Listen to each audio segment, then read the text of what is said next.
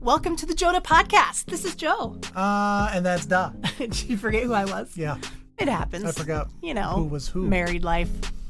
We are one. It's JoDa. Yes, and that's Cooper. You can't see him right now. Maybe he'll make an appearance later. But yeah, Cooper, you want to come up here? I know. I'm laying on the wires, Dad. It's okay. Come on. So today I need to begin this podcast by saying I'm sorry for my voice. I have been suffering from a cold and had some high fevers and stuff last week, which is why Joe had to do the podcast by himself. So thank you for doing that, honey. But I am better and I'm on the mend. I'm finally back to work, but I've still got this, I feel like Phoebe Buffet from Friends. Take his shoes, Maz, take his shoes. This chick sounds good. Like, that's how I feel. But so if I have to cough and stuff, I apologize ahead of time. It's going to be that kind of podcast. That kind of podcast. So today we thought about talking about maybe making this into a 2-part series and talk about Joe's fall. So Joe had an accident back in December of 2013. And I'm going to let him tell that side of the story for himself of what happened. I was working at WNCX. Cleveland's classic rock. Yeah, in downtown Cleveland. And, of course, December, cold, snowy, icy. I parked in the parking garage across the street from the building where our station was at. And I walked across the street, and as I stepped up onto the sidewalk, right in front of the station, the building where the station was in, I stepped, and my foot went out from underneath me. I completely went up in the air, and it was almost like slow motion. And I landed flat on my back, base of my neck. Right on his spine, right here. Yeah. And, when you fall and you're like embarrassed, you're like, oh. Did anybody see me? Anybody see me? And you get up really quick. Well, I went to get up real quick, and I couldn't get up. Yeah. I couldn't move at all. I was completely paralyzed from the neck down. In the cold? Downtown Cleveland, where there was a shooting the week before. 5 o'clock in the morning. And I was laying there on the sidewalk. And that was the scariest, most terrifying moment of life. You're telling yourself, get up, move your leg, move your arm. And there's nothing you can do is lay there. And thankfully, a girl was coming into the building not too long after I fell, and she had them call 911. And then some other folks came. The fella I worked with on the morning show at the radio station, he showed up, and we called 911, and the ambulance showed up, and the sidewalk was so icy that the EMT guys had to be really careful and gingerly walking around me, or they were going to fall. That's how icy and slick this thing was. And it was dark ice. I couldn't see it. And they ended up cutting my coat, cutting my shirt, your jeans, cut my jeans and everything. I got to the hospital and got a sack of clothing. Yeah. And they put me in the ambulance. And they were wanting me to sign things and stuff. I'm like, I can't. Well, why can't you? Because I can't move. I can't move. And took me to Metro Health, which is the only trauma hospital. Yeah, in that area. Like where all the gunshot victims go and stuff like that. Drug addict overdoses, you name it. And they took me in, they wheeled me in, and I asked them to call my wife. They called and they called and they called, and they couldn't get a hold of her. And so at that time I was the supervisor at an apartment complex, and people would call off early in the morning to me, and I would constantly be waking up early in the morning. And so I got to the point where I just shut my phone off at night so I could actually sleep. And I regret that. Because he tried calling, and my phone was shut off. And finally, when I had woken up for work because my alarm went off, I saw that I had a lot of missed calls, and his mom called me and said, "Hey, Joe's been in an accident. I need you to be calm." And she's like, "I think he thinks he's dying. He was saying goodbye to me." in the ambulance, and I'm just in complete shock and didn't know what was happening. I mean, it was a good 2 hours later from when he fell, and I just started to shake, and I was just shaking, and it was wintertime. There was snow on the ground. I was just shaking and crying, and I called my sister who lived like an hour and a half away. And my sister's like, I'm grabbing some clothes. I'm calling off work. I'm coming up right now. Like, I'm going to come get you. And so I waited for her to come all the way up to Cleveland to come get me. And then she drove me to the hospital. She and I went to the hospital. And by the time I got to him, and he was still in the emergency room. Yeah. And by the time I got to him, it was a good 4 hours after your fall, wasn't it? He was in a room by himself with a neck brace on, not able to move. They wouldn't let me talk to him on the phone. They wouldn't let him call me while he was there.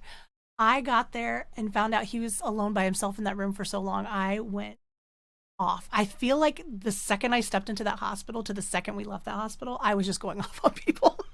They weren't very they were good with what they did for you, but their common courtesy for family was just crap. Well, you got to think about it. They're a trauma center. They see the worst of the Sure. worst. And if they've got to numb themselves, they'd be a basket case all the time. I'll numb them. So I could see that, but also they've got to remember they're dealing with human beings. Of course, it's a hospital, so there's no decency. I mean, it's just, it was terrible. That part was just, I felt had so much guilt, and I still struggle with that today. I mean, to this day, like, we have constant contact no matter what. Like, I have an Apple Watch solely for the purpose of when I'm places where I can't have my phone out and Joe can get in touch with me. Like, it's just, that's something that has triggered me accident. And that's just the beginning of it, folks. Well, I was oblivious to a lot of what all I could remember was before the surgery, I needed to have emergency spinal surgery. What happened was, the bone around my spine got crushed in and bruised the spinal cord. And they had to go in and cut away the bone from my spine to breathe. And it was very risky surgery. And the doctor was basically saying, well, there's a good chance he'll die, a good chance he'll be ahead, but be prepared. Maybe permanently paralyzed. He may die on the table. It was like a 10% chance that he was going to be able to walk again. Like, that was how slim of a chance it was. But so Joe grows extra bone. So he has a disease called Dish, which we found out before the fall. Like, we had just found out about it before. And he grows extra bone throughout his body, like all throughout his body, like around his toes, everything. And so when he fell and he bruised that, his spine was swelling and the extra bone was just crushing it. And the doctor said, look, if you even want him to even have a chance of walking again, we have to do this surgery. And we usually don't like to do spinal surgeries until the spine is calmed down. But he said, we don't have a choice here. And he said, what we're going to have to do is we're going to have to put probes in the spine. And when we feel it, when we can tell it's about the spasm, we'll pull the scalpel. That's how dangerous it was. At 9 or 10 o'clock at night, they wheeled him back for the surgery. And I just remember seeing the doctor getting like 2 cups of coffee for himself. And I'm just like, and it was going to be a 3-hour surgery, 4-hour surgery. And so Joe's parents were there. Milton and Laura were there with me. And so was my sister. My sister she was a godsend for me during that time. And we just sat there in mostly silence. But I just remember being so stressed, and my sister tried to like put her arm around me or hug me, and I was just like, don't touch me. And I just looked at her and I said, I'm only going to say this one time, but if Joe does not come out of this alive, you need to take me. I don't want to talk about it. And then we were just quiet. And before the surgery, I do remember this, but I looked at you and said, if I come out of this just ahead, kill me. And I said, absolutely not. I won't do that. And then after he was all better, I yelled at him for that. I still yell at him from that. Don't ever put me in that position. Won't do it. But I get it. You were scared. I was terrified. You were a Terrifying. little out of your mind because they did have you on some major drugs because you were in a lot of. It was pretty scary. I mean, we kind of knew it was in a small way. It was not a small way, actually, in a big way. It was kind of God sent that it happened because we knew about the dish. We found out about the dish, and the doctor had told us before his fall he might have to have some neck surgery now because it's getting really thick around his neck, the extra bone. And so we had known about that, and then I think it was like 2 weeks later you. And because he fell he fell outside of the Halle building in Cleveland, which is a very famous building in Cleveland. If you've ever been there, Halle Berry, the actress, she is named after that building. She grew up in Cleveland. Her mom loved the building and named her after it. You know, because he fell walking into work, good Lord, his boss called me while we were waiting for the doctor to come. And he said, "Hey, Amanda, I'm just checking in on Joe." And so I filled him in on what was going on. And then he's like, "I just want you to know this is all being taken care of. This is workman's comp. We're going to take care of this. Don't worry about a thing. Well, I'm starting the paperwork now." I can't tell you there's no relief during that kind of time when your spouse, I just spit all over. When your spouse is like, you don't know if they're going to live or die. But that is like that moment was just like, okay, I have something, to hold on to. The people at CBS Radio and CBS Radio, I can never thank them enough. I can never thank our workers' comp representative who went to battle for me. I felt like I had to fight a lot while he was in there because he was paralyzed. And I felt like that they weren't giving you enough attention. Like, you didn't even have something to call a nurse on. I had to ask them to find a way for you to be able to call a nurse because they wouldn't let me stay there with you. I was so mad. They wouldn't let me stay there with him. He's paralyzed. He was having spit build up and he kept choking on it, and they kept having to come in and like suction stuff out because he couldn't get it down. And they wouldn't let me stay with him because I was nervous about him choking in the middle of the night, and he had no way of calling a nurse. And so I had to finally argue and fight and get them to get them, like, they do have call buttons, but it's like a slab, and he could lift his hand up enough to like smack it.